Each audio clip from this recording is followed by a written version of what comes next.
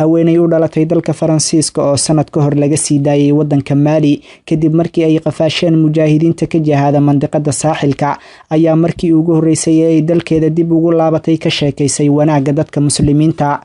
Maryama al-Faransiya oo horey loo oran jiray Sofia Baronen ayaa markii ay soo islaamtay amaantay habdhaqanka mujaahidiinta iyo nolosha waasica ah ee islaamnimadu leedahay. haweeneydan oo markii la qabanayay ahayd raahibad u shaqaynaysay hay'ad gaalaysiinta muslimiinta qaabilsan ayaa ka shanqarisay xaqiiq ay ka caroodeen madaxda Faransiiska. Maryama al-Faransiya waxa ay sheegtay in mujaahidiinta ay ula macaamileen si wanaagsan ayna heshay karaamadii bani aadamka, arrinkaas oo lama filaan ku noqday nafteeda.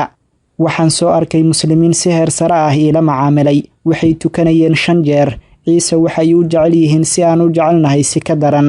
agtooda ma yaalaan catarada iyo barafuunada Faransiiska ee carafta badan, balse annaga ayay naga caraf badan yihiin, ayay tiri Maryama al-Faransiya. waxa ay sheegtay in gaalada nasaarada ay ku doodayaan inay jecel yihiin Nabi Ciise, balse ay sheegashadaasi tahay mid been ah oo ay ku xadgudbeen ambiyada. muslimiinta ayaa rumaysan oo jecel dhammaan ambiyada alla soo diray, ayayna sii raacisay hadalkeeda.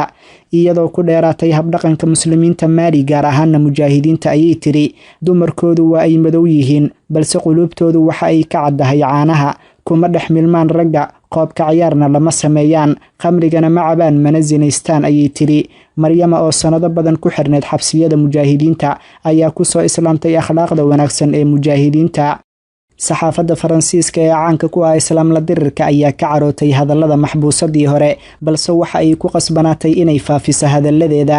haweeneydan muslimadda ah waxa ay ballan qaaday inay dib ugu laaban doonto dalka Mali, ayna gacan qaban doonto dumarka muslimaadka ah.